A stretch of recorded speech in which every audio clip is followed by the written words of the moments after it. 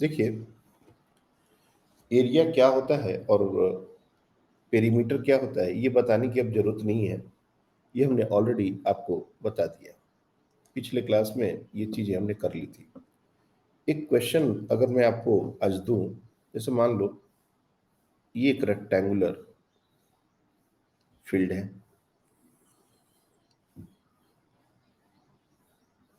एक rectangular field है, ठीक है? और ये है हमारा 10 मीटर, ये हमारा 8 मीटर और इसके अंदर एक ट्रैक बनाया गया है, जॉगिंग ट्रैक।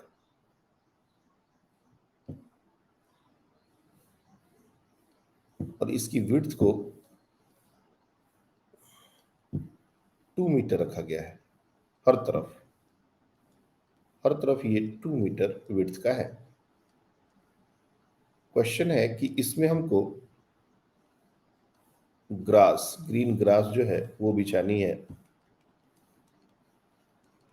पर स्क्वायर मीटर जो कॉस्ट है वो 100 रुपये। Cost of green grass is 100 rupees per square metre. तो टोटल कॉस्ट कितना होगा ये आपको बताना है। Find the total cost. एक सोचो, जॉगिंग। ओके, वेरी गुड, बहुत ही शानदार, बहुत जल्दी आंसर। Good good good. ये क्वेश्चन काफी सिंपल है। आई नो, सब लोग ने काफी जल्दी इसको किया होगा। और ओके ओके, जनरली इस तरह के क्वेश्चन में मैं आंसर्स नहीं ले रहा। सिंपल क्वेश्चन है एक्चुअली, ये क्वेश्चन मेरा था ही नहीं। इसके बाद जो क्वेश्चन है उससे हमारा काम एक्चुअल शुरू होता है। लेकिन चूंकि ये क्वेश्चन नहीं डिस्कस करते तो तुम लोग को आइडिया जनरेट नहीं होता। तो नॉर्मली इस तरह के क्वेश्चन कैसे करते हैं, क्लास 9 10th में कैसे सिखाया जाता है कि आप क्या कीजिए कि आप बड़ा वाला एरिया निकाल लीजिए और छोटा वाला एरिया निकाल लीजिए और इस छोटे वाले एरिया को बड़े वाले एरिया से माइनस कर दीजिए। Very simple. तो जैसे बड़ा वाला एरिया को कैपिटल ए से हमने डिनोट किया और A1 कर लो, A1। तो ये हमारा हो जाएगा 10 × 8 and that is equal to 80 metre square. क्योंकि तुम लोग ने अब यूनिट्स पढ़ लिया है, यूनिट डायमेंशन वैसे मैं पढ़ाऊंगा, लेकिन फिर भी मैं, जो बच्चे थोड़े से केयरफुल हैं और फिजिक्स को लेके काफ़ी सिंसियर हैं, वो सिर्फ डेटा पर नहीं यूनिट्स पर भी थोड़ा ध्यान देंगे। यूनिट्स, जब भी हम कोई क्वांटिटी को लिखते हैं उसका यूनिट्स पर थोड़ा सा उनका फोकस रहना चाहिए कि यूनिट्स भी हम केयर करते चलें। मीटर स्क्वायर की जगह मीटर ना लिख दें, मीटर क्यूब की जगह मीटर ना लिख दें। अगर एरिया है तो हमारा स्क्वायर हमेशा आएगा, स्क्वायर मीटर। वॉल्यूम है तो क्यूबिक मीटर। ऐसा ये सब छोटी छोटी बातें जो है वो ध्यान रखनी है। अब ये जो अंदर का जो एरिया है इसको कैसे निकालेंगे? तो 2 मीटर यहाँ से कम हो गया, 2 मीटर इधर से भी कम हो जाएगा। तो ये जो लेंथ है अंदर वाली, अगर तुम देखोगे तो 10 - 4, ये हो जाएगा 6। और ये जो लेंथ है ये हमारा 8 - 4, ये हो जाएगा 4। तो उसको हम लोग A2 से डिनोट करें, अंदर वाला एरिया जो है, तो हो जाएगा 6 × 4, तो ये हो जाएगा 24। अब रिक्वायर्ड एरिया जो हमारा है वो A1 - A2 करके तुम निकाल दोगे, दैट इज 80 - 24। तो ये आपका आ जाएगा 56 मीटर स्क्वायर।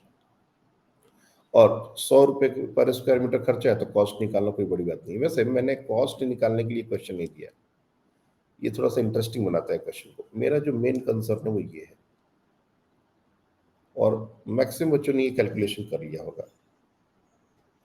अब हम लोग रियल क्वेश्चन पर आते हैं। ये क्वेश्चन तो बहुत ही बेसिक क्वेश्चन है। अब जो क्वेश्चन हम दे रहे हैं ध्यान से सुनना और पेशेंटली करना। ऐसा नहीं कि सर ये क्या दे दिया आपने। हम जब दे रहे हैं तो इसका मतलब कुछ ना कुछ तो वजह है। सेम हमारा फील्ड है,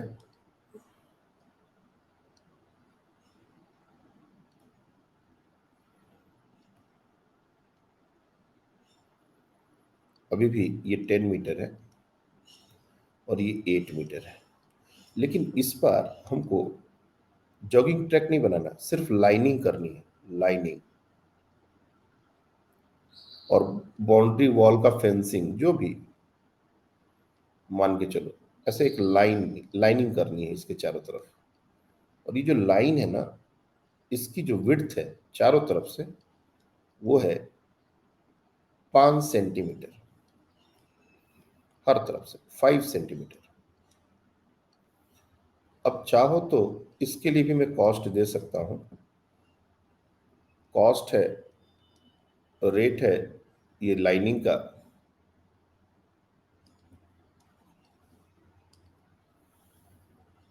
लाइनिंग का रेट है लेट से 20 रुपए पर स्क्वायर मीटर। टोटल कॉस्ट इस बार भी निकालना है। और ट्रस्ट मी, मेरे को कॉस्ट में ज़्यादा इंटरेस्ट है नहीं, मेरे को इंटरेस्ट है इस एरिया में। अब मेरे को ये देखना है कि कितने बच्चे इस एरिया को बखूबी निकाल पाते हैं।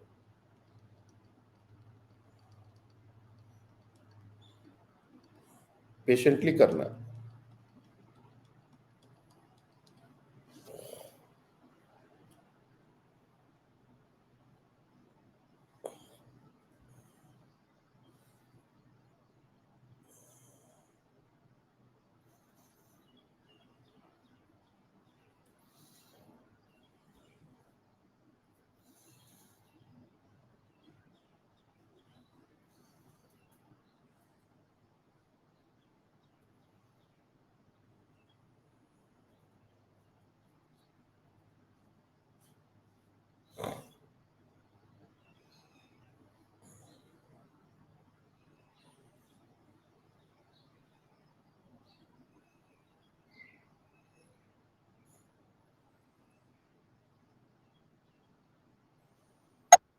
ओके, कॉस्ट का छोड़ दो, हमको सिर्फ एरिया, एरिया ही बता दो, वही एरिया ऑफ शेडेड। जिनके जिनके माइक काम कर रहे हो, अगर उनका आंसर आ गया हो तो वो लोग माइक सही है तो बता दीजिए। बहुत सारे बच्चों ने कर लिया, that is very good, very impressive.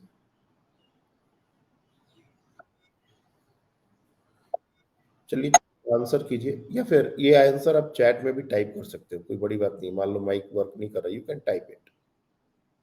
मैं देखना चाहता हूँ कि क्या सब लोग ने सेम ही आंसर कैलकुलेट किया या अलग अलग। पहले तो ये चेक करना है, क्योंकि जितना जल्दी हमारा पहला आंसर आया था उससे थोड़ा ज़्यादा टाइम इसमें लगा। अब देखना ये है कि आंसर सबके सेम है कि नहीं। तो आप लोग सब लोग चैट में सिर्फ अपना वैल्यू जो भी आया, और answer should be in metre square, per square metre का हमारा कॉस्ट दिया हुआ है, तो आंसर आपका मीटर स्क्वायर में होना चाहिए। जो भी एरिया आया हो टाइप कर दीजिए, हम चैट चेक कर रहे हैं। चलिए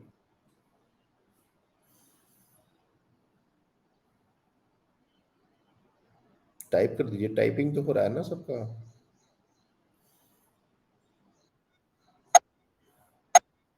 टाइप योर आंसर। ओके,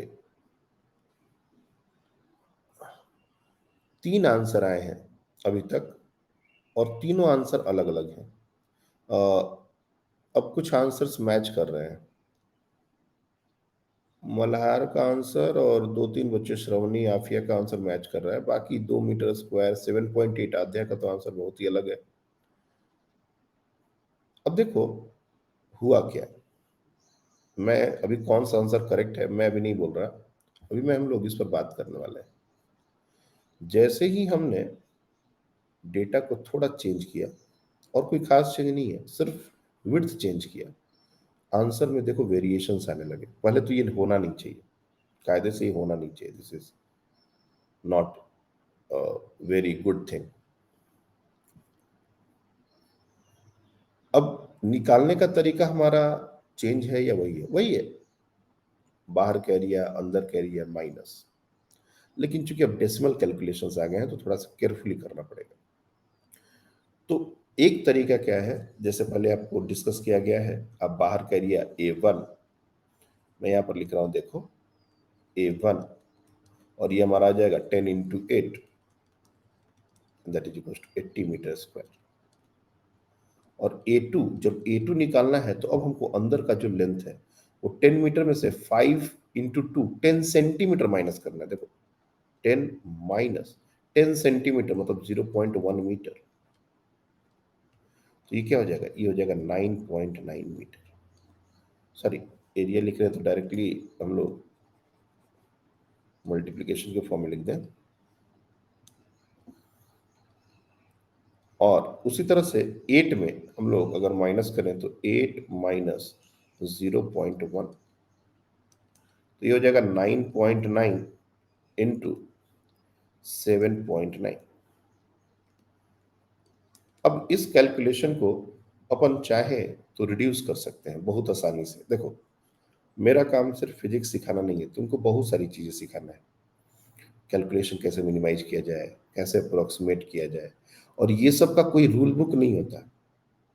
मैं बार बार ये बात तुम लोग को स्टार्टिंग में ही बता दे रहा हूँ कि जैसे हमने इस कैलकुलेशन को अब कैसे करना है, ये भी करने के बहुत सारे तरीके। इवन इवन ये जो एरिया हम कैलकुलेट कर रहे हैं ना, A2, इसको भी कैलकुलेट करने के बच्चों ने इसको 1/10 लिख दिया होगा। बहुत तरीके अलग अलग हैं। एक बार जब बच्चा लिखता है अपने कॉपी पर तो उसको अलग अलग तरीके से सॉल्व कर सकता है। मेरा कोशिश क्या है कि हम मिनिमम स्टेप में कम गलती की गुंजाइश के का होते हुए और हम लोग उसको सॉल्व करें ताकि गलती की गुंजाइश कम हो। अब देखो संयोग, देखो यहाँ पर 9.9 और 7.9 कैलकुलेशन में है, तो ये डेसिमल हटा के और तुम लोग इसके नीचे 100 डाल दोगे तो कोई ज्यादा दिक्कत नहीं है। मतलब अपने को जो A2 निकालना है, ध्यान से देखते रहना, मेरे कैलकुलेट करने का जो तरीका है वो क्या है। बाकी तुम लोग इससे बेटर तरीके से कर रहे हो तो मेरे को उससे कोई एतराज नहीं है, मेरे से भी बढ़िया हो सकता है। बहुत सारे बच्चे वैदिक मैथमेटिक्स और भी बहुत सारी चीजें, बैकस वगैरह बहुत कुछ करके आते हैं। मेरे को बैकस नहीं आता है, हम लोग के टाइम पर बैकस उतना नहीं था। खैर, तो ये 99 को अपन क्या कर सकते हैं, 9 इंटू 11 में, मैं लिख के इसलिए बता रहा हूँ, मैं ये मेंटली किया जाएगा सारा कुछ, लेकिन लिख के इसलिए बता रहा हूँ ताकि तुमको समझ में आए कि हम कर क्या रहे हैं। 9 इंटू 79 ये बहुत आसानी से किया जा सकता है, एक बार में ही किया जा सकता है। 9 79 है ना, सॉरी, हाँ ठीक तो है, 981 963 इक्यासी 71, सॉरी। 9 से इसको मल्टीप्लाई करो तो 99 81, मेरे को जो अपने लैंग्वेज में नेटिव 963 78 इंटू 11 बाई 100। 11 से मल्टीप्लीकेशन हमने सिखाया है, ये बहुत सिंपल होता है। 1112 7 1 8 7, और डिवाइड कर देंगे 100 से तो ये हो जाएगा 78.21। तो देखो, अभी जितने भी कैलकुलेशन किए ये सारे कैलकुलेशन मेंटल वाले हैं। सिर्फ ये 711 और 11 से सीधे तुम कैलकुलेट करके लिखोगे। मेरा क्या मतलब है कि यहां से यहां तुम मेंटली सोच सकते थे। 9 और 79 का मल्टीप्लीकेशन ये जो किया हमने, ये भी मेंटली किया जा सकता था।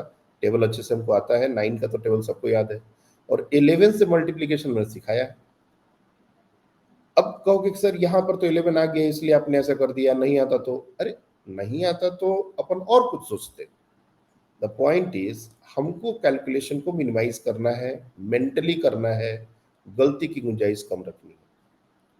इस पॉइंट को हमेशा ध्यान में रखना है।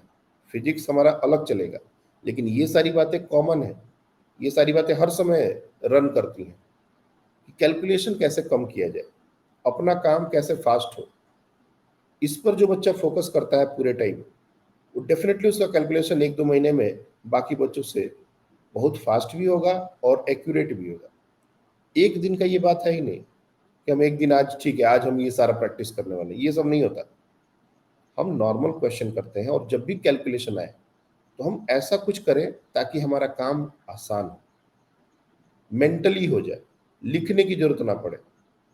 अब तुम क्लियरली देख सकते हो कि इस 80 है और 78.21 है, तो 1.79 was the correct answer. 1.79 metre square, ये करेक्ट आंसर था। अब मैं तुम लोग को एक दूसरा काम देता हूं, ध्यान से सुनना। तुम इसका पेरीमीटर निकाल दो, पेरीमीटर निकालो। और ये जो 5 सेंटीमीटर है, इस पेरीमीटर को अगर तुमने निकाला ये x को 5/100 से मल्टीप्लाई करो तो ये करके दिखाओ। पेरीमीटर निकालो और उसको 5/100 और 0.05 से मल्टीप्लाई करके दिखाओ। देखो तो कितना आ रहा है ये।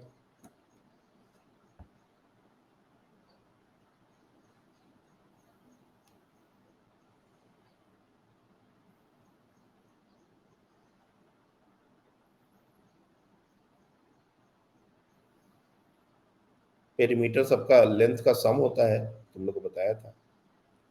और बाहर का पेरीमीटर निकालना, अंदर का नहीं, बाहर का 8 10 उसका पेरीमीटर निकाल दो, कोई दिक्कत नहीं है। 8 10 उसका पेरीमीटर निकालोगे तो 10 10 20 8 8 16 36 36 5 6 180।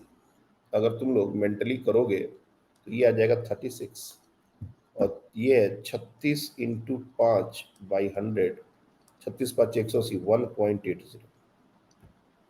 तुमने जो आंसर निकाला और हमने ये कैलकुलेट करके जो आंसर निकाला, इसमें कोई ज्यादा फर्क है क्या? देखो तो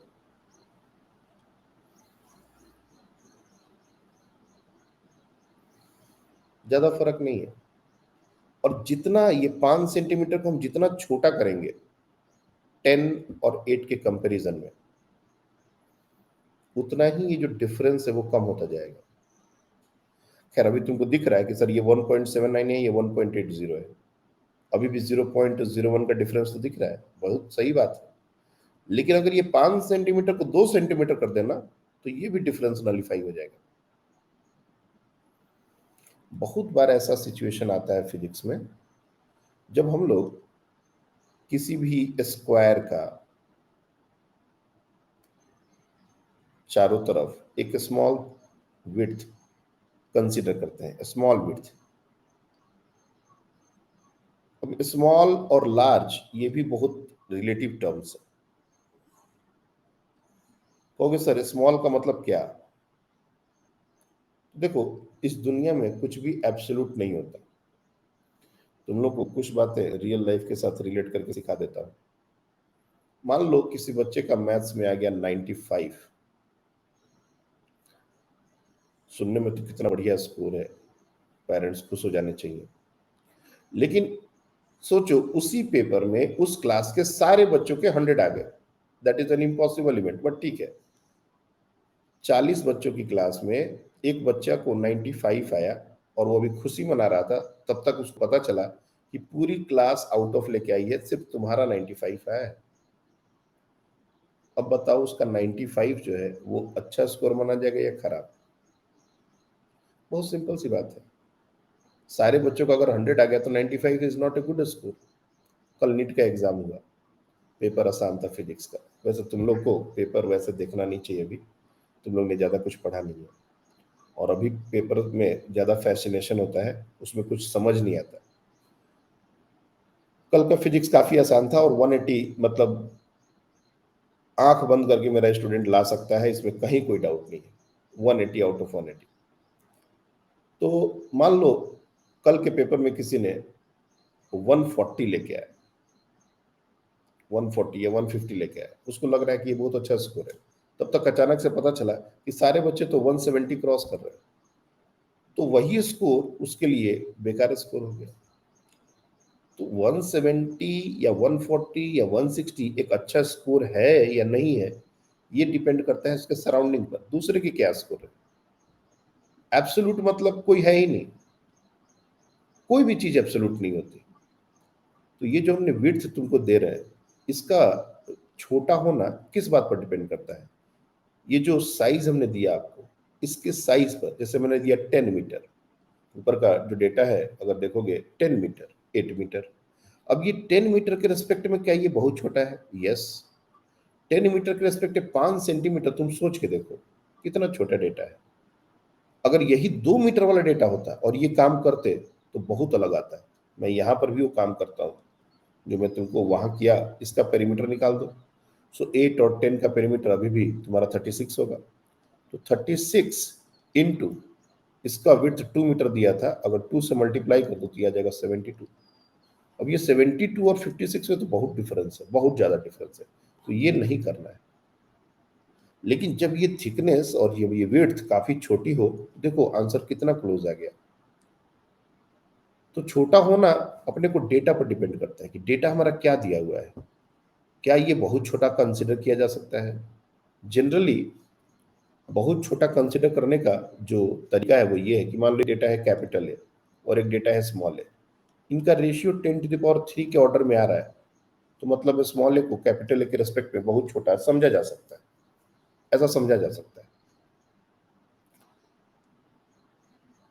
लेकिन अगर ऐसा नहीं भी है, अगर ये रेशियो 10, 5, 20 तक है, 100 के अंदर है, तब तक हम इसको छोटा नहीं समझ सकते।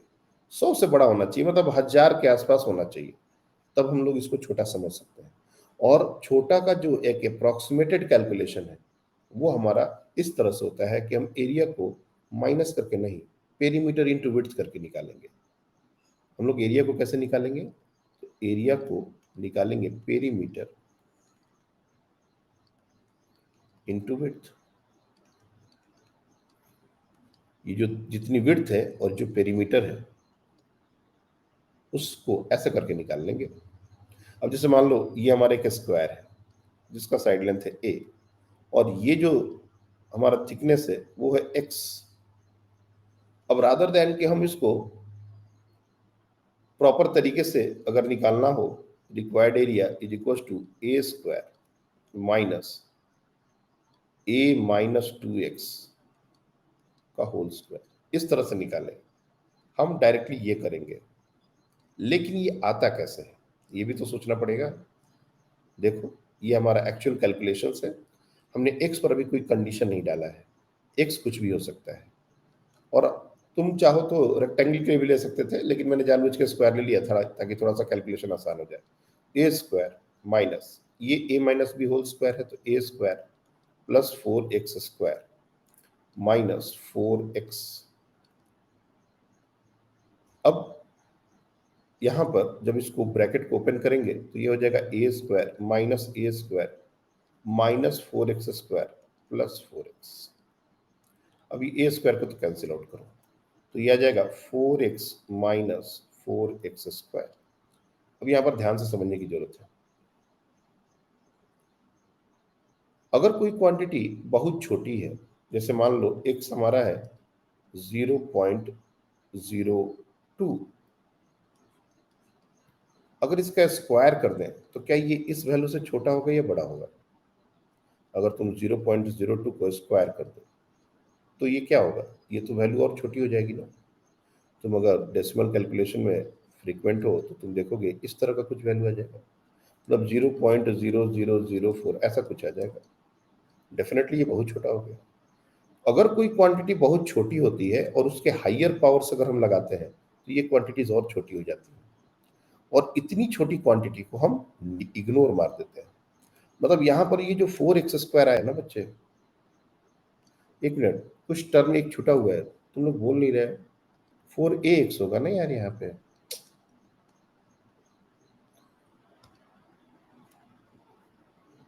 ए square plus B square plus 2a भी होगा ना, ए टर्म छूट गया, तुम लोग बोल ही नहीं रहे हो। ये 4ax होगा ना, और यहाँ पर ये 4ax।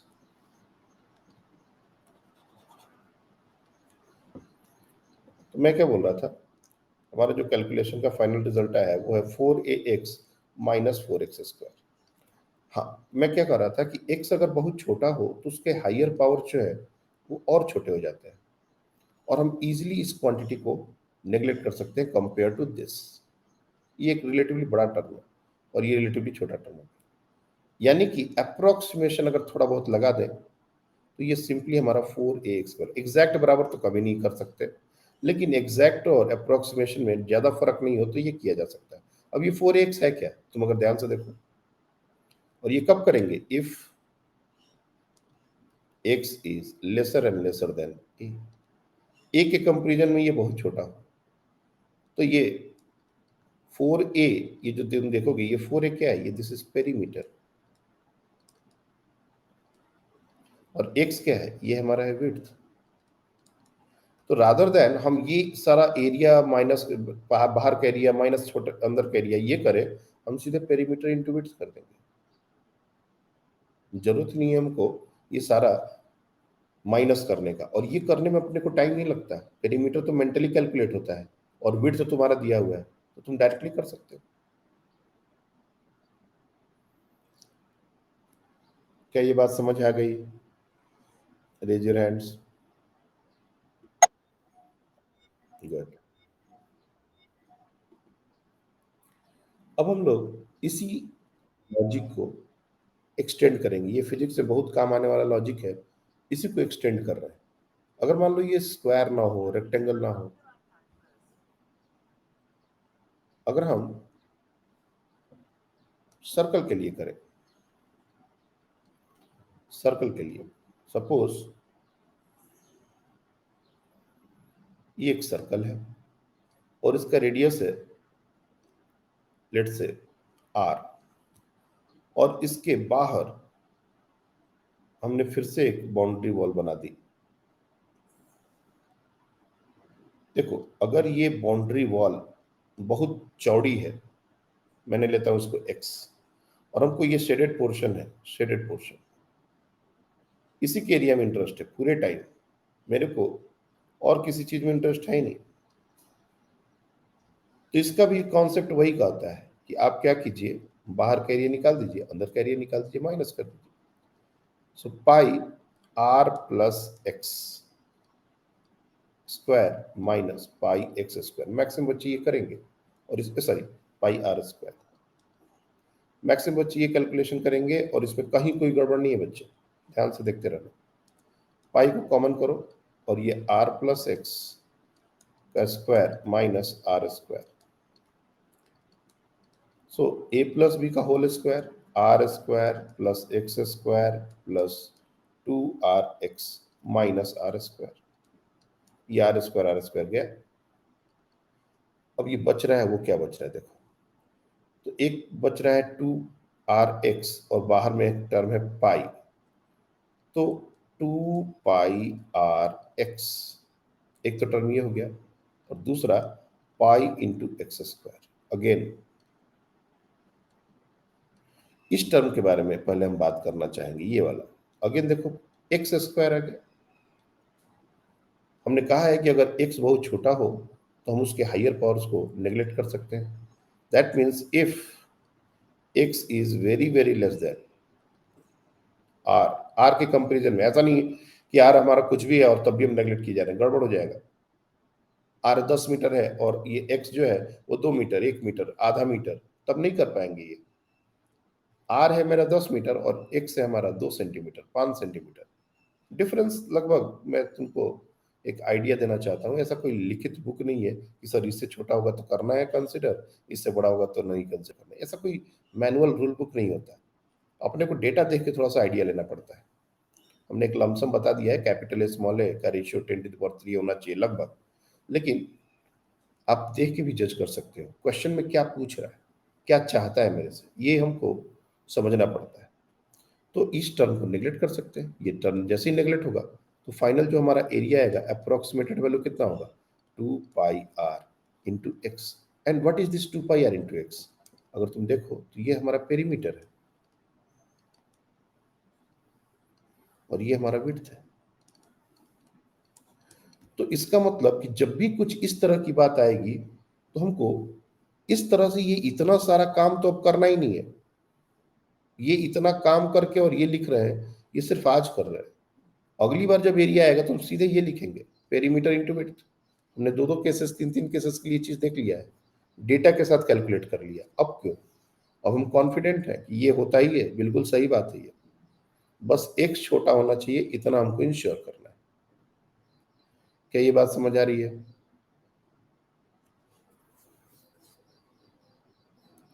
तो एरिया में ये हमारा मोस्टली हमने जो जो बातें थी वो कर ली।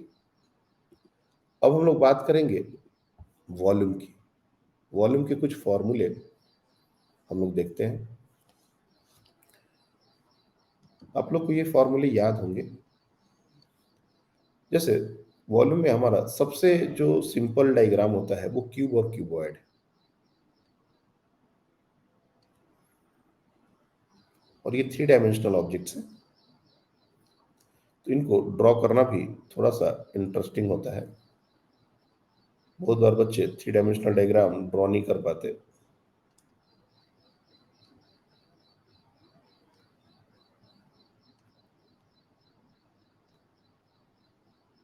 इस तरीके से ये हमारा क्यूब है।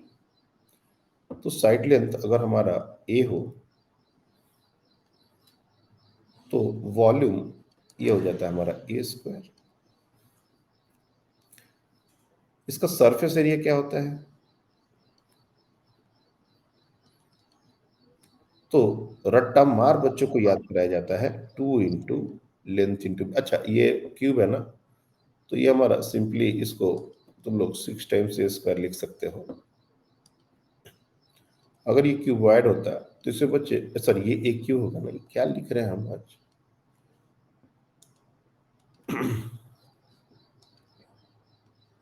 एक क्यूब, और सरफेस एरिया हमारा 6 a स्क्वायर।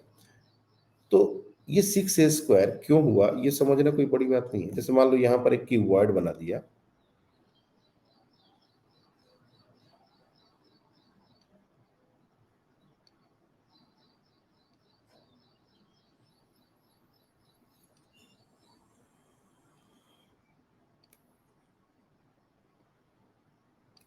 क्यूबॉइड बना दिया, तो इसका लेंथ ए है, एक्स वाई जेड कर लो, ए भी मत करो, चलो एक्स वाई जेड कर लो, ये एक्स कर लो, ये वाई कर लो, ये जेड कर लो।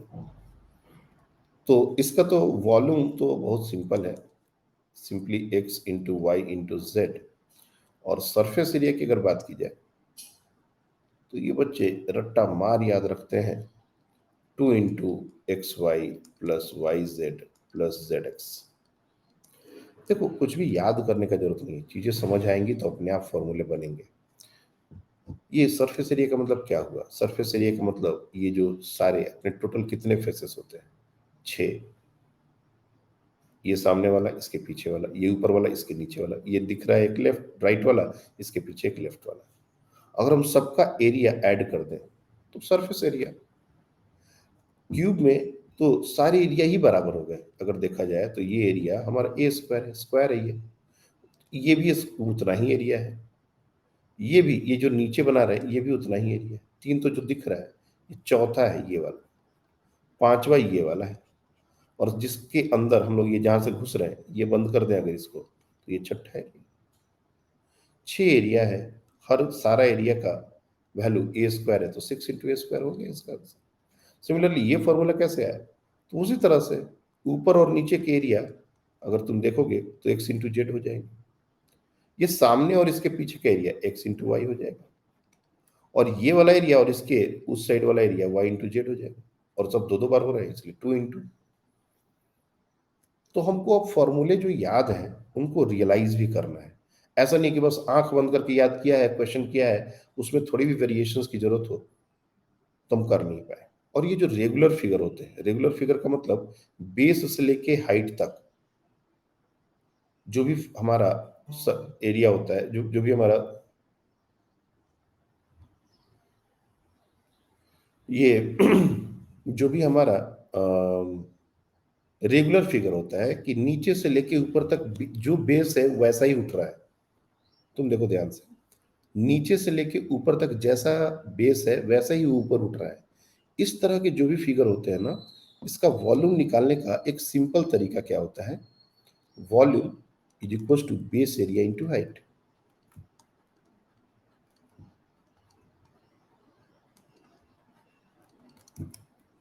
जैसे इस क्यूब के बारे में सोचो, बेस एरिया क्या हो जाएगा? ए इंटू ए ए स्क्वायर, और हाइट भी ये है, तब तो ये सिंपल से इस बात को समझा जा सकता है। उसी तरह से ये जो क्यूबॉइड है उसका बेस एरिया क्या हो जाएगा? एक्स इंटू जेड, और हाइट कितना है? वाई, तो मल्टीप्लाई कर दिया। तो ऐसे बहुत सारे फिगर होते हैं जो नीचे से ऊपर तक सेम होते हैं। जैसे सिलेंडर, अपना सिलेंडर भी एक वैसा ही डिवाइस है, एक वैसा ही ज्योमेट्रिकल फिगर है ये सिलेंडर।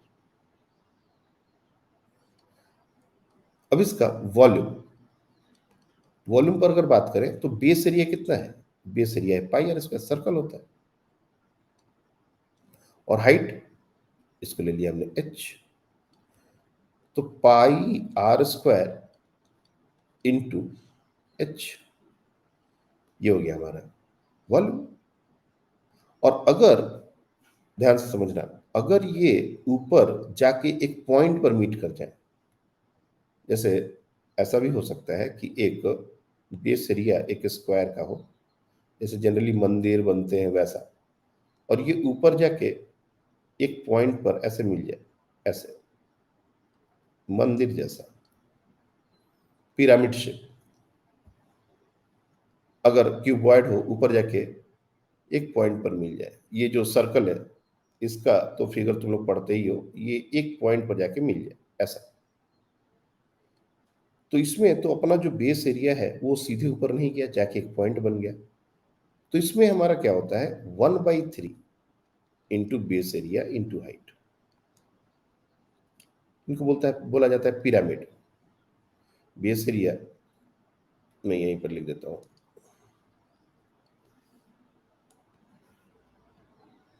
Into height. इसलिए जब कोण अगर तुम लोग पढ़ते होगे, मैं यहीं पर एक बार कोण के बारे में भी लिखता हूं। ये जो कोण हमारा था, राइट सर्कुलर कोण, तो इसका अगर रेडियस आर हो और ये अगर हाइट एच हो, तो वॉल्यूम जो है वो हमारा 1/3 पाई आर स्क्वायर एच होता है। देख रहे हो, बेस एरिया इंटू हाइट वही बात है, 1/3 का टर्म एक्स्ट्रा आ गया, क्यों, ये जाके एक पॉइंट बन गया। नहीं बनता, जैसे सिलेंडर में नहीं बना तो सीधे बेस एरिया इंटू हाइट हो गया। तो ये चीज अपने को ध्यान रखनी है। और ऐसा नहीं है कि सर्कल और स्क्वायर का ही बात है, हेक्सागोनल पिरामिड भी होता है। जैसे मान लो एक हेक्सागोनल पिरामिड बनाने में थोड़ा डिफिकल्ट दिखेगा, लेकिन हम चाहे तो बना सकते हैं। मान लो ये हेक्सागन है और इस तरह से, सॉरी, इसके ऊपर बराबर दीवारें खड़ी कर दी गई ऐसे,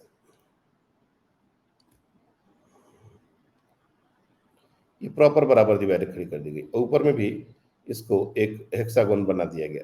थोड़ा सा मेरा डायग्राम उतना अच्छा नहीं बन रहा है, मान के चलो ये पूरा बराबर बराबर एकदम ऊपर तक कर दिया गया, हेक्सागन ही बना दिया गया।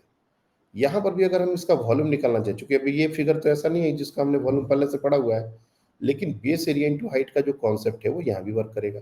अब नीचे जो हेक्सागन है, अगर तुम इसका एरिया निकाल सकते हो, और वैसा ही एरिया ऊपर भी है, क्योंकि ये ऊपर से नीचे तक बिल्कुल ऐसे ही गया हुआ है, तो इसका वॉल्यूम क्या हो जाएगा, इसका वॉल्यूम हो जाएगा बेस एरिया इंटू हाइट।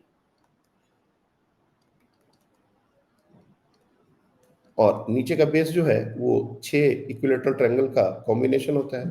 अगर साइड लेंथ हम लोग ए ले लें, तो हेक्सागन, तुम लोग ने ये सब चीजें पढ़ी हैं, ये 6 इक्विलेटरल ट्रायंगल का कॉम्बिनेशन होता है। और एक इक्विलेटरल ट्रायंगल का √3/4 साइड स्क्वायर, तो 6 का निकाल देंगे 6 मल्टीप्लाई करके, और उसको हाइट से मल्टीप्लाई कर देंगे। अगर ये मान लो ऊपर ऊपर ऐसे सीधे सीधे नहीं गया होता, एक पॉइंट बन गया होता, तो 1/3 कर देते। तो वॉल्यूम निकालना हमारे लिए बड़ी चीज नहीं रही। इस तरह के जो फिगर होते हैं उनका निकाल सकते हैं। हाँ, कुछ ऐसे रिजल्ट है जो अभी हम नहीं उसको एक्सप्लेन कर पाएंगे, लेकिन 11-12 में उसको एक्सप्लेन कर पाएंगे। खैर, उसके बाद सरफेस एरिया की बात, मैं उस पर अभी और बात करूंगा, एक्स्ट्रा अभी बातें होंगी। सरफेस एरिया, जैसे मान लो सिलेंडर का सरफेस एरिया, तो सरफेस एरिया में बच्चों को बहुत कंफ्यूजन होता है। सबसे पहले तो ये पाई आर स्क्वायर एच होता क्या, ये स्पेस है। मतलब अगर ये एक सॉलिड सिलेंडर हो, ध्यान से समझना इस बात को, एक एक बात इंपॉर्टेंट है, जिनको पहले से आता है उस कोई डाउट नहीं है, लेकिन जो नहीं जानते उनको ध्यान से एक एक बातें सुननी है। ये ये क्या होता है, ये पाई स्क्वायर एच है क्या, तो ये वो मटेरियल है जिससे ये सिलेंडर, सॉलिड सिलेंडर बना है। अगर मान लो अगर ये हॉलो होता तब क्या होता, तो हॉलो होता तो इसके अंदर, हॉलो होता तो थिकनेस इसकी हम बहुत कम मानते, पाइप जैसा एकदम थिन, इसके अंदर जो स्पेस है वो स्पेस का ये वॉल्यूम है। तो वॉल्यूम हमको एग्जैक्टली समझ में आना चाहिए क्या चीज होता है। सिमिलरली ये कोन, अगर ये सॉलिड है तो जिस मटेरियल से बना है उसका वॉल्यूम है, और नहीं तो अगर मान लो पेपर से तुमने ये कोन बना दिया, तो इसके अंदर जितनी हवा है, मतलब इस कोन के अंदर जितनी हवा है, ये उसका वॉल्यूम है। गाड़ी खरीदने जाते हैं तो डिक्की और या फिर बूट स्पेस बोलते हैं, जो पीछे सामान रखने का जगह होता है उसको बोलते हैं बूट स्पेस। और देखोगे कि उसको लीटर में एक्सप्लेन किया जाता है। Boot space 350 litre, 350 litre boot space. हमको सुनने में पहले अजीब लगता था, ये क्या नाटक है। गाड़ी में जगह को, लेकिन बहुत बार जगह को लीटर में बोला जाता है। कभी सोचे हो, ये जो स्कूटी है ये 100 सीसी क्यों होती है? What do you mean by 100 CC? ये जो एक्टिवा है, एक्टिवा 4G 5G 6G, ये 100 सीसी का क्या मतलब है? 110 सीसी का क्या मतलब है? 125 सीसी का क्या मतलब है? ये सब काफी इंटरेस्टिंग चीजें हैं। रियल लाइफ में तुम इन सब चीजों को ऑब्जर्व कर सकते हो। मैं अभी इसके बारे में ज्यादा बात नहीं कर रहा, मेरे को भी बहुत कुछ इसमें डिस्कस करना है। किसी और दिन ये सारी बातें बताएंगे। ये सारे वॉल्यूम है, क्यूबिक सेंटीमीटर। खैर, तो वॉल्यूम का मतलब हमको समझ में आना चाहिए। मटेरियल है तो मटेरियल, नहीं है तो एरिया। वो जो जगह, स्पेस, एरिया बोलना सही नहीं है, स्पेस, वो जो स्पेस जो कंटेन कर रहा है उसका वैल्यू है वो। सरफेस एरिया की बात की जा रही है। सरफेस एरिया, अब देखो, सरफेस एरिया जैसे ही हम किसी भी सिलेंडर का पूछते हैं तो सरफेस एरिया में बच्चे तुरंत आंसर कर देते हैं 2πRH। ये भी समझा जा सकता है, ये 2πRH कैसे आया ये भी समझा जा सकता है। 2πR is the perimeter, H is the height, ये हो गया 2πRH। लेकिन सरफेस एरिया सिर्फ 2πRH फॉर्मूला लेगा, ये गलत है। वेराइटी ऑफ सरफेस एरिया हो सकता है। जैसे मैं, ध्यान से सुनो, मान लो ये एक सॉलिड सिलेंडर है, एक सॉलिड सिलेंडर काट काट दिया गया। जब सॉलिड सिलेंडर होगा तो ऊपर का भी एरिया ऐड होना पड़ेगा और नीचे का भी एरिया ऐड होना पड़ेगा। तो मतलब ये दोनों सर्कल हैं और सर्कल का रेडियस आर अगर है तो उसका एरिया πr² होता है। तो हमको एडिशनली ये हमारा जो है ना, ये जो 2πRH, ये एक्चुअली कर्व सरफेस एरिया है, कर्व्ड सरफेस एरिया। ये जो गोलाई में जो एरिया बन रहा है, ये वाला चारों तरफ जो बन रहा है, ये है 2πRH। और अगर कंप्लीट ऊपर का भी और नीचे का भी करना हो तो इसमें को अपने को प्लस 2πr² ये ऐड करना पड़ेगा। अब बच्चों को ये दोनों फॉर्मूला, या तो कर्व सरफेस एरिया या फिर टोटल सरफेस एरिया, यही दो फॉर्मूला याद कराया जाता है। मान लो एक ग्लास है, सिलेंड्रिकल ग्लास, तो सिलेंड्रिकल ग्लास ऊपर से खुला होता है। अब तुमसे पूछा गया कि इसमें जो मटेरियल यूज हुआ है उसका एरिया कितना है। अब रट्टा मार बच्चे इतने मतलब मशगूल रहते हैं रट्टा मारने में कि उसमें भी आंसर ये दे देते 2πRH प्लस 2πr²। ग्लास है तो ऊपर में तो एरिया होगा नहीं, खुला है ना ग्लास, ग्लास तो ऐसा होगा ना, तो बेस उसका होगा, लेकिन ये तो होगा ही नहीं। तो ये एरिया क्यों जोड़ना? हमारा कर्व सरफेस है 2πRH और ऊपर का एरिया नीचे का एरिया, ये कंबाइंड होकर ये कंप्लीट सरफेस एरिया बनता है। चलिए, अच्छी बात है। लेकिन जब हमारा एक ऐसा सिचुएशन आ गया कि जब हमको बोला गया ग्लास, तो ग्लास में हम ऊपर का एरिया क्यों ऐड करें? और भी इसमें क्या क्या वेरिएशन है समझो। मान लो कहा गया कि इसको पेंट करना है हमको, अंदर से भी करना है बाहर से भी करना है, सिर्फ बाहर से करना है, सिर्फ दीवालों को करना है। जितने भी ये बात अलग अलग होंगे वैसे वैसे एरिया का वैल्यू चेंज हो जाएगा। हमको सिर्फ बाहर पेंट करना है, यानी कि कर्व सरफेस एरिया और बेस का बाहर वाला एरिया। हमको अंदर और बाहर पेंट करना है, तो ये पूरा मतलब ये ग्लास है, this is a glass, open glass. Open glass का अगर हम एरिया की बात करें तो 2πRH ये हमारा हो जाएगा curve surface area plus base area πr²। लेकिन ये एरिया तब है जब हम सिर्फ बाहर पेंट करना चाहते हैं।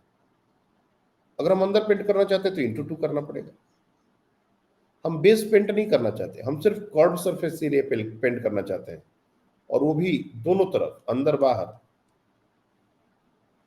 तो हमको अगर ये क्लैरिटी रहे कि 2πRH कर्व सरफेस होता है और ये बेस एरिया और ऊपर ऊपर का एरिया के लिए 2πr² आता है, ये सब चीजें अगर हमारे ध्यान में रहे तो हमको कभी कोई दिक्कत नहीं होगी कि क्या हटाना चाहिए क्या लेना चाहिए। जैसा सरफेस बोलेगा वैसा ले लेंगे। बोलेगा हमारा एक हॉलो पाइप है, हॉलो पाइप जैसे रोड साइड में देखे होगे पड़ा रहता है, नाले वाले बनाने के लिए काम आता है। मान लो ये हॉलो पाइप है, ये हॉलो पाइप है। रेडियस आर और हाइट और लेंथ जो एच ले लो, हॉलो। अब क्या है कि हमको सब तरफ पेंट करना है, अंदर भी करना है, बाहर भी करना है। तो तुमको समझ में आ रहा है कि ये तो बेस है ही नहीं, इसमें सिर्फ कर्व सरफेस एरिया काउंट करना है। तो 2 पाई आर एच होता है कर्व सरफेस, इंटू 2 कर देंगे क्योंकि अंदर बाहर दोनों की बात हो रही है। तो अंडरस्टैंडिंग इंपॉर्टेंट है कि हमको क्या लेना है। हम रट्टा मार सारे फॉर्मूले याद करके बैठे हैं, पहले तो बच्चों को याद भी नहीं होता। चलो एक तो वो केस तो बिल्कुल मैं हटा दे रहा हूँ कि तुम लोग को याद नहीं है, मैं मान के चलता हूँ तुम लोग को सब कुछ याद है, बावजूद इसके बच्चे गलती करते हैं क्योंकि उन्होंने फॉर्मूले में कभी दिमाग नहीं लगाया। उन्होंने फॉर्मूला ऐसा है, लगा दो, ऐसे सोचा है, ऐसे याद किया है।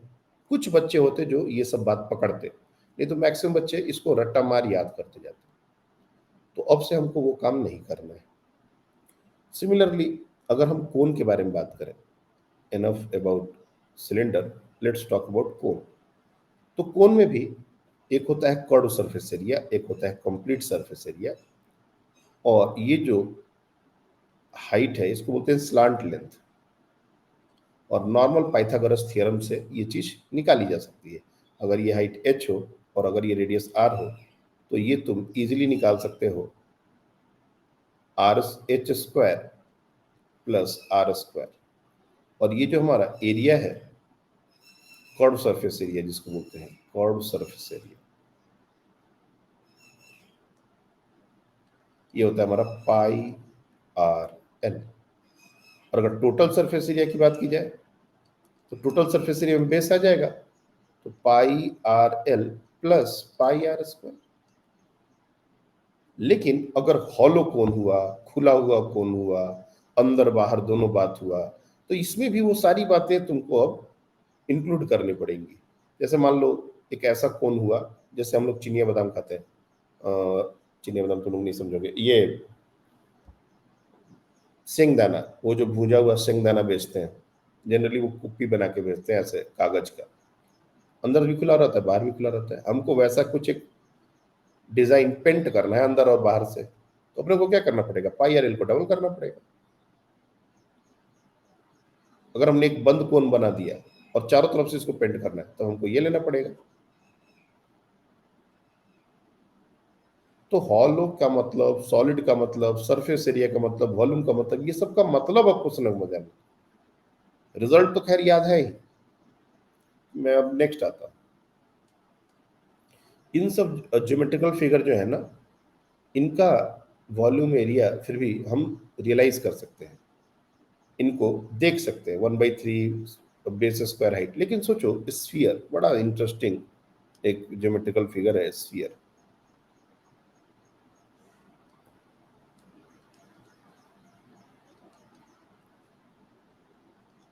मेरे को क्लास में कोई ऐसा बच्चा बैठा है जो बता सकता है कि volume of a sphere 4/3 pi r cube क्यों होता है?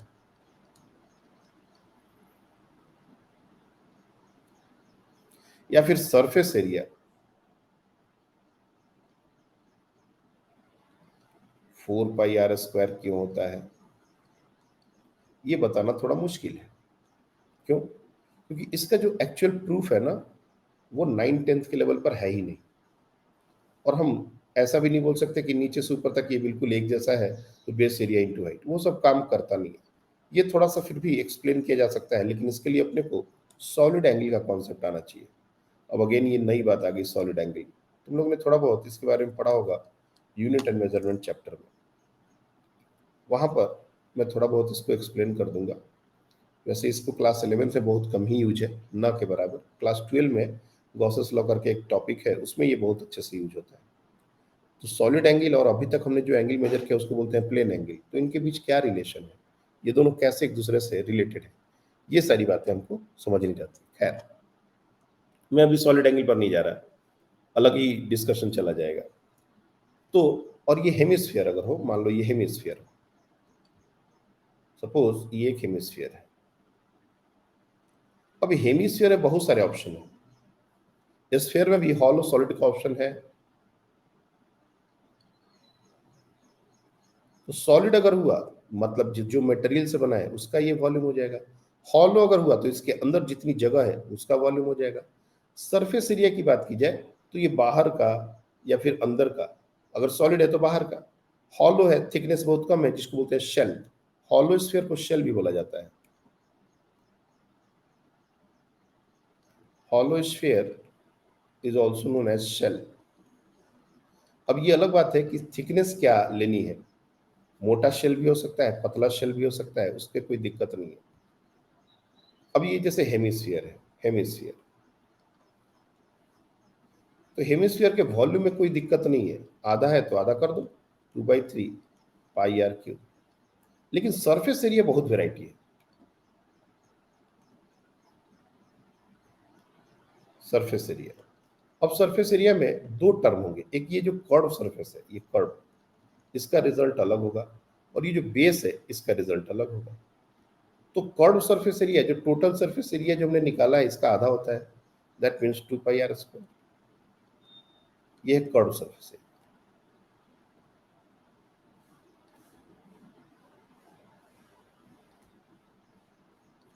और ये जो दूसरा पार्ट है ये बेस वाला एरिया है। बेस वाला area is nothing but a circle. जरूरत पड़ेगा तो उसको ऐड करेंगे, नहीं तो ये हमारा बेस एरिया। अब मान लो एक बॉल है, कटोरा, हेमिस्फेरिकल शेप का, तो अगेन उसमें सिर्फ कर्व सरफेस है, बेस तो है ही नहीं। और मान लो सिर्फ उसको बाहर से पेंट करना हो, तो अपन को कौन सा एरिया लेना पड़ेगा, सिर्फ 2 πr²। अंदर और बाहर दोनों से पेंट करना है, इसका डबल करना पड़ेगा। अगर हमारा बंद है, चारों तरफ से सॉलिड हेमिस्फीयर है और उसको पेंट करना है, तो कर्व होगा और बेस होगा, तो ये दोनों को साथ लेना पड़ेगा। फिर से वही कहानी, फॉर्मूले हमको आने चाहिए, जब जैसी जरूरत है वैसा यूज करना है। अपने को बिल्कुल समझ आना चाहिए कि कहां पर क्या जरूरत है, किस चीज का क्या वैल्यू है। तो कर्व सरफेस 2 πr² हेमिस्फीयर का, बेस πr², सबको ऐड कर दो, टोटल सरफेस। हॉलो हमारा हेमिस्फीयर है, अंदर भी पेंट करना, बाहर भी पेंट करना, थिकनेस नेग्लिजिबल, ये भी जरूरी है, थिकनेस नेग्लिजिबल। नहीं तो अगर थिकनेस दे दोगे, जैसे इस तरह का जब मान लो अगर फिगर हुआ,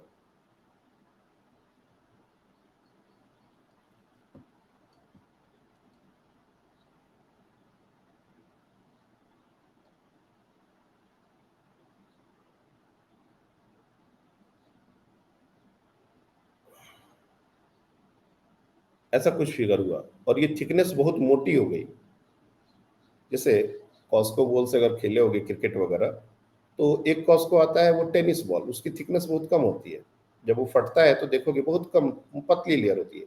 और एक भारी वाला कॉस्को बॉल आता है, जिससे क्रिकेट में मतलब उसमें थोड़ा सा फील आता है, हम लोग वो भारी वाले से खेलते थे, तो उसको जब फटेगा ना, तो उसका जो वॉल देखोगे वो मोटा होता है। तो ऐसा नहीं है कि बाहर का एरिया 2 πr² हुआ तो अंदर का भी 2 πr² हो जाएगा, उस केस में नहीं होगा। फिर अंदर को हमको अंदर का निकालना पड़ेगा, अंदर का रेडियस अलग होगा, बाहर का रेडियस अलग होगा, तो अंदर का जो रेडियस है उसके अकॉर्डिंग निकालना पड़ेगा। अगर मान लेते हैं, एक प्रॉपर मैं लिख ही देता हूं, अगर ये हमारा एक हेमिस्फीयर है और हॉलो है, और इसके अंदर कुछ इस तरह से हमारा अंदर वाला ये हमारा बाउंड्री दिया हुआ है, तो अगर ये रेडियस कैपिटल आर और ये रेडियस स्मॉल आर ये दी गई है, तो टोटल एरिया अंदर और बाहर मिलाएंगे तो ये 2 πr² बाहर वाला और ये 2 π r² अंदर वाला, ये ऐड होके टोटल सरफेस एरिया बनेगा।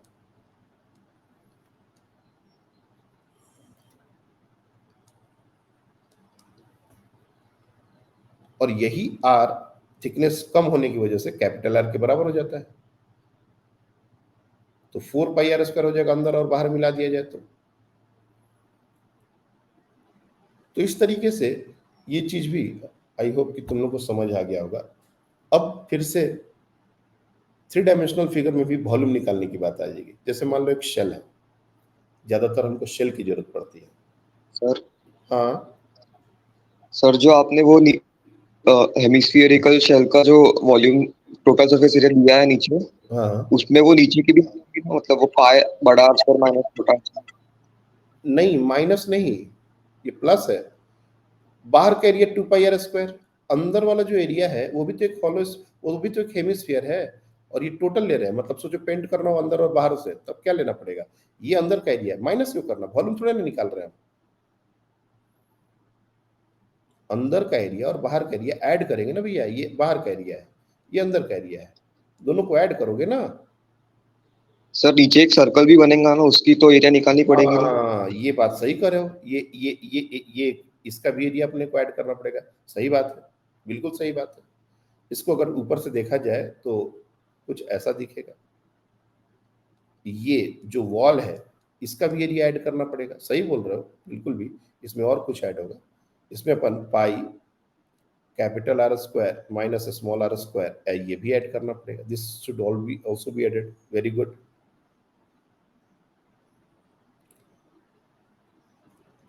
तो हमको, मेरा पॉइंट क्या है कि हमको एरिया और उसका वैल्यू ये अलग अलग बिल्कुल समझ आना है। ये लेना है ठीक है, इसको भी ले लो, ये लेना है ठीक है, इसको भी ले लो। अपने को ऐसा नहीं कि सर ऐसा होता है तो ये फॉर्मूला होता है, ये वाला कॉन्सेप्ट अपने को नहीं आना। ये 10th तक वर्क करता है, इसके बाद वर्क नहीं करता। लास्ट पॉइंट जो है जिस पर अपने को एक्चुअली ध्यान देना था वो देखना।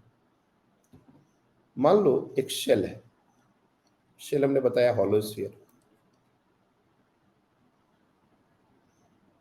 ये हमारा एक स्फीयर है, अंदर से हॉलो है, और ये रेडियस हमारा दिया हुआ है आर, और इसकी थिकनेस दी गई है एक्स, और ये एक स्टील शेल है, स्टील से बना हुआ है। आपको बताना है amount of steel used, amount of steel used to make this shell.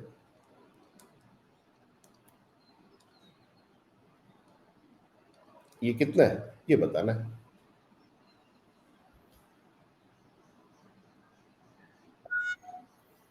Okay, किसका आंसर है अभी तक? ओके, मल्हार बताइए क्या आया। माइक आपका वर्क कर रहा है तो आप बता सकते हो।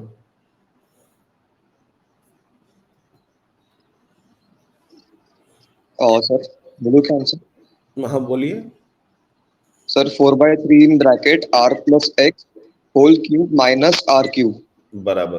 देखो, नॉर्मल कॉन्सेप्ट ये कहता है कि हम लोग को अंदर का वॉल्यूम, ये जो अंदर में जो वॉल्यूम दिख रहा है इसको बड़े वाले वॉल्यूम से माइनस कर देना चाहिए। तो रिक्वायर्ड वॉल्यूम जो है हमारा वो क्या है? 4/3 पाई आर प्लस एक्स, बाहर का रेडियस आर प्लस एक्स हो जाएगा, whole cube minus 4/3 pi r cube. कहीं कोई गलत नहीं है, सही बता रहे हैं, एग्जैक्टली यही करना है, सारे बच्चों ने यही किया होगा। लेकिन हमारा काम इतना ही तक रुकना नहीं है, हम लोग थोड़ा आगे बढ़ेंगे। आर प्लस एक्स का whole cube minus r cube. अब तुम लोग को अलजेब्रा हमने रटवाया है, फॉर्मूले तुम लोग को याद है। ए प्लस बी का होल क्यूब फॉर्मूला क्या होता है? A cube plus B cube plus 3a² B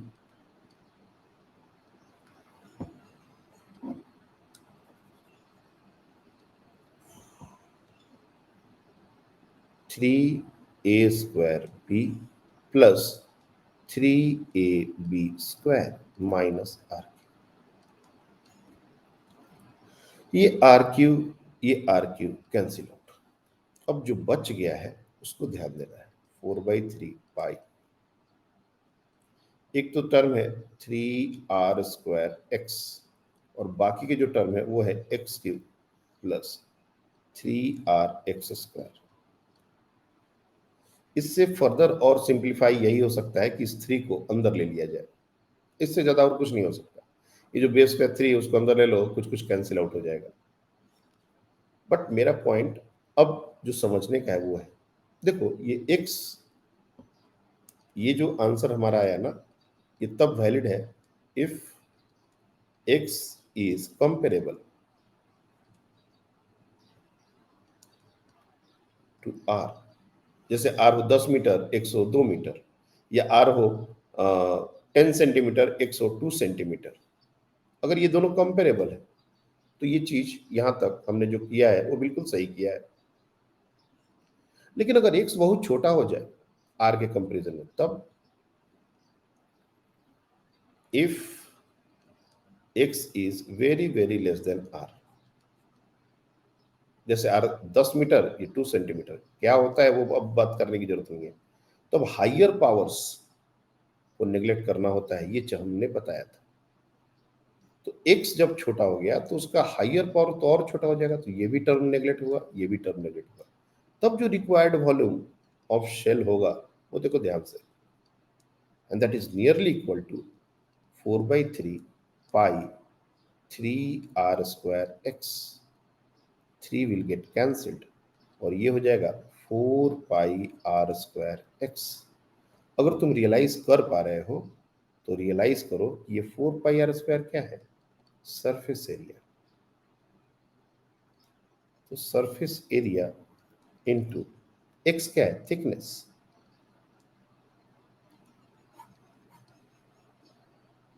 ये वही कॉन्सेप्ट आ गया जो हमने एरिया निकालने के टाइम किया था। एरिया निकालने में हमने क्या किया, लेंथ इंटू विड्थ। हमने पेरीमीटर निकाला, लेंथ इंटू विड्थ, वो हो गया एरिया। और जब हमको वॉल्यूम निकालना है तो सरफेस एरिया इंटू थिकनेस, ये हो गया वॉल्यूम। आई होप तुम लोग रिलेट कर पा रहे होगे इन दोनों चीजों को। और ये बहुत जरूरत है फिजिक्स में, इसका दम भर जरूरत है। भले ही स्टार्टिंग में जरूरत नहीं पड़ेगा, लेकिन सेंटर ऑफ मास वाले चैप्टर में भर भर के ये चीज आने वाला है और बच्चे को उस समय तक हवा लगना बंद हो जाता है। तो ये चीज अपने को समझ में आनी चाहिए कि ये क्यों हो रहा है, ये कैसे हो रहा है। अब बार बार जब भी एक्स लेस देन आर का कंडीशन सेटिस्फाई होगा तो हम इतना सारा कैलकुलेशन थोड़े ना करेंगे। ये इतना सारा काम कौन करेगा। जब हमको पता है कि final answer surface area into thickness है तो हम सीधे 4πr² इंटू एक्स नहीं लिखेंगे, सीधे हम 4πr² इंटू एक्स लिखेंगे। सरफेस एरिया का फॉर्मूला पता है, थिकनेस पता है, वॉल्यूम। अगर मान लो अगर मान लो कि हमारा सिलिंड्रिकल होता है, जैसे मान लो ये जो रोड साइड में नाले बनाने के लिए जो सिलिंड्रिकल पाइप पड़े होते हैं, तो एक तो पाइप होता है जिसका थिकनेस होता ही नहीं है, और एक पाइप होता है जिसका थिकनेस थोड़ा बहुत होता है। लेकिन अगेन उनका भी जो थिकनेस है ना वो बहुत ज्यादा नहीं होता, कम ही होता है। मान लो उसका मटेरियल का वॉल्यूम निकालने का बात आ जाए, ये मटेरियल जो है इसकी थिकनेस हमने मान ली x, लेंथ मान लिया l, इनर रेडियस मान लिया r, और ये जो मटेरियल से बना हुआ है इस मटेरियल का वॉल्यूम निकालना है। फिर से वही कहानी रिपीट करोगे तुम, तुम्हारा जो बेसिक कॉन्सेप्ट सिखाया गया है वो तो यही सिखाया गया है, पाई r+x का whole square into l minus pi r²l। तुमको तो यही सिखाया गया है और गलत नहीं है, बिल्कुल सही है। पाई एल कॉमन किया, r+x स्क्वायर किया माइनस r² किया, सो pi L r² + x² + 2rx minus r² हटेगा और बचेगा क्या, पाई एल 2rx + x²। और ये रिजल्ट बिल्कुल सही है अगर हमारा x, if x is comparable to r। लेकिन अगर ये कंडीशन अगर डाल दें तब क्या होगा, वॉल्यूम, अब ये टर्म को तो नेगलेक्ट करना पड़ेगा। तो क्या लिखोगे, पाई एल 2rx, और इसको ध्यान से अगर देखें तो ये है क्या, 2πrl इंटू एक्स। ये कर्व सरफेस एरिया है।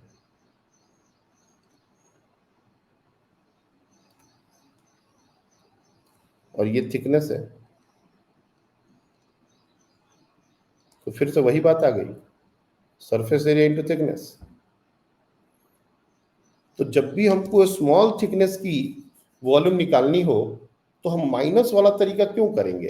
हम ये नहीं करेंगे। करोगे ये, बट आंसर आएगा ये।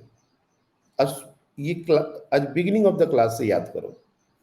बिगिनिंग ऑफ द क्लास से ये 1.79 जो डेटा हमने निकलवाया और हमने जो ये 1.80 निकाला, इसी से ये इस बात को तुम रिलेट कर सकते हो कि हमारा काम ये बहुत आसान है, ये जल्दी भी होगा, कम टाइम टेकिंग होगा।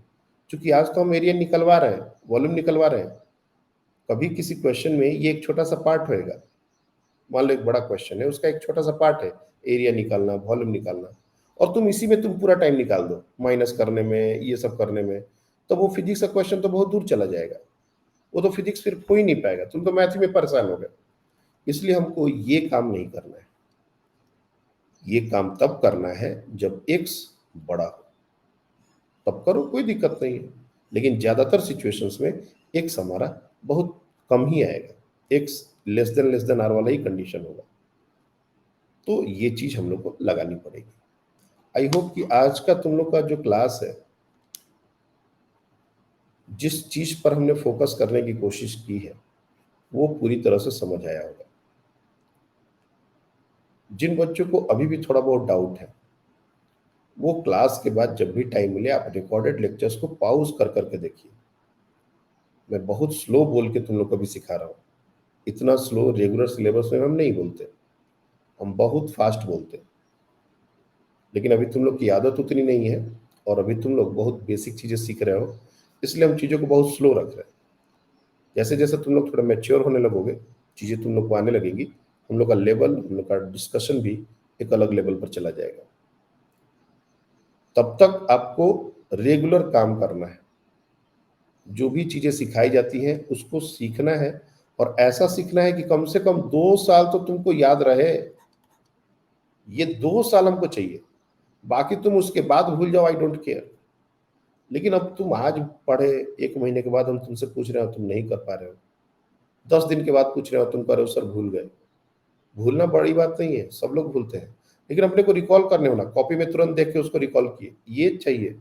ग्राफ हमने सिखा दिया, अभी दोबारा एक बार ग्राफ पर डिस्कशन होगा जब हम डिफरेंशिएशन पढ़ेंगे तब, और हम देखेंगे कि कितने बच्चे उस चीज को रिकॉल कर रहे हैं। तो पढ़ाना सिखाना एक अलग चीज है, और उसको दिमाग में पूरे टाइम रखना एक अलग चीज है। सीख सब बच्चे जाते हैं, लेकिन भूल जाते हैं फिर। तो हमको भूलना नहीं है, अपने को वो काम करना है। आज हम लोग चीजों को यही तक रखेंगे, ठीक है ना। नेक्स्ट क्लास में हमारा लॉगरिदम एक बहुत ही इंपॉर्टेंट टॉपिक है, और वो क्लास आई डोंट वांट कि कोई मिस करे। कल ही का क्लास है वो। लॉगरिदम अपने को करना है। लॉग टेबल, जैसे तो क्लास 11 12 में लॉग टेबल वाली जो चीजें